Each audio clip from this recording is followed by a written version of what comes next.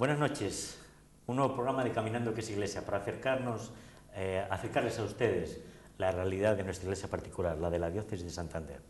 Hoy tenemos de invitado a Ramón Pacheco García. Él es director del Secretariado de Pastoral del Trabajo de nuestra diócesis, para entendernos, el delegado diocesano de la Pastoral del Trabajo en nuestra diócesis, y pues nos va a explicar un poco el motivo, primero, de por qué está aquí. Y yo casi, buenas noches. Hola, buenas noches. Ramón, te diría, porque este secretariado, esta delegación, pues ha recibido recientemente un impulso por parte de nuestro obispo, bueno, pues para reactivar un poco la función que tradicionalmente tenía la pastoral del trabajo, en otros sitios también se conoce como pastoral obrera. Pero podríamos decir, Ramón, esto del trabajo, del mundo del trabajo, de la pastoral obrera, podrían decir algunos, ¿no es cosa de los sindicatos y la Iglesia no tiene nada que ver? Bueno, buenas noches. Por supuesto que no es solo cosa de trabajo. Nosotros como sindicato, como delegación de trabajo, en definitiva, hemos recibido un impulso importante por parte de don Vicente. Bien es cierto que existió anteriormente, hace unos años, que por distintos motivos quedó de alguna manera aparcado, lo cual no quiere decir que no se realizasen las funciones, pero digamos diversificándolo entre otras delegaciones, ¿no? El mundo del trabajo es muy diverso. Hoy en día asistimos a una problemática muy importante que está afectando prácticamente a casi todas las familias, directa o indirectamente, y de alguna manera la Iglesia tiene mucho que decir. Es decir, la Iglesia tiene que ser sensible ante los sufrimientos, ante las carencias, ante las necesidades de los ciudadanos, no solamente de los cristianos, sino de todos los ciudadanos, y como ha hecho siempre, como ha hecho a lo largo de toda la historia, una vez más nos toca especialmente estar sensibles ante esta problemática, y desde ahí surge un poco la necesidad de reactivar este secretariado de la Pastoral del Trabajo. ¿Cuántas llamadas en la Biblia, cuántas llamadas en el Evangelio precisamente a ser justos con el trabajador, a ser justos con el empleado? Pero quizá a veces tenemos la idea un tanto distorsionada de que el obrero es aquella persona con un buzo que trabaja en una fábrica, pues en el que hay un gran número de trabajadores, pero ahora la realidad es mucho más rica, siempre quizá lo ha sido, más compleja también, ¿no? Está un poco el estereotipo del obrero con buzo, pero tenemos que superar un poco ese planteamiento. Es decir, hoy en día el concepto de obrero es muy amplio. El señor que está en una oficina con su ordenador y demás es un obrero, cualificado, más cualificado, menos cualificado, pero es un obrero.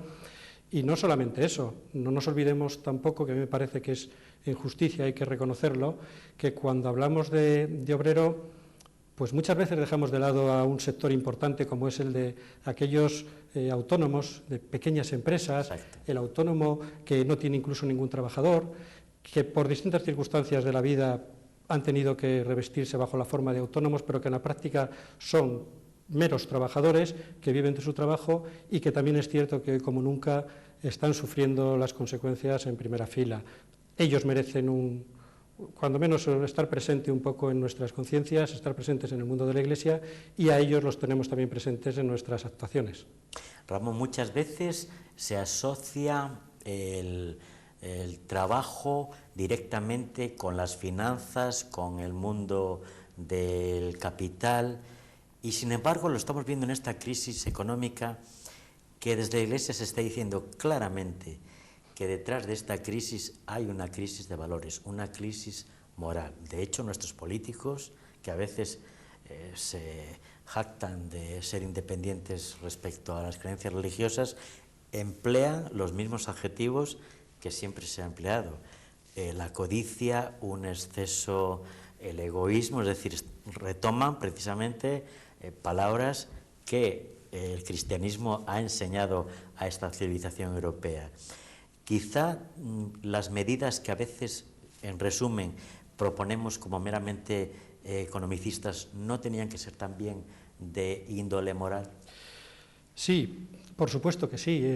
Evidentemente estamos ante una crisis no solamente económica, hay una crisis de valores fundamental, como se viene remarcando desde hace mucho tiempo. Ya la Organización Internacional del Trabajo primero, después Juan Pablo II y recientemente Benedicto XVI, en la última encíclica de Caritas in Veritate, hace referencia al trabajo decente, que en definitiva es el trabajo que permite el pleno desarrollo del ser humano desde unos planteamientos, por supuesto, éticos, morales y considerando al hombre como centro de la creación y como centro del universo, ¿no?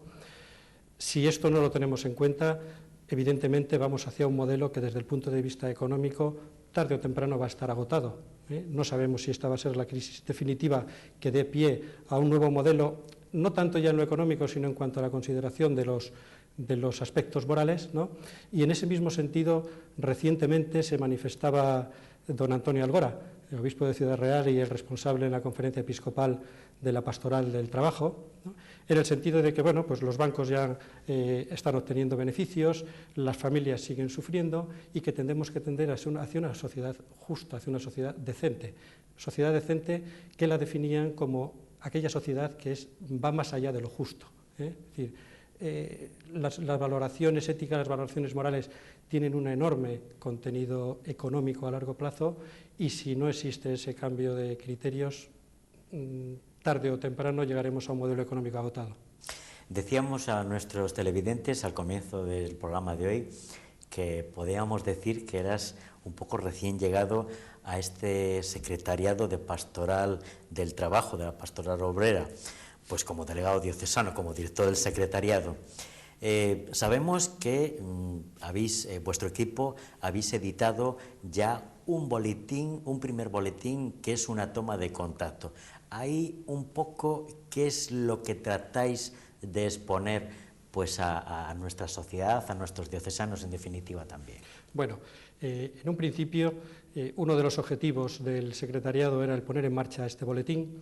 La verdad es que este primer número tiene un carácter meramente casi de presentación, de puesta de largo ante la sociedad, y básicamente lo que hemos tratado es, en este primer número, de transmitir un poco a la diócesis la situación sangrante del desempleo en términos numéricos, pero con un pequeño matiz, y es que en lugar de hablar de municipios a la hora de hablar de desempleo, lo hemos tratado de hacer en términos de de arciprestazgos y de vicarías.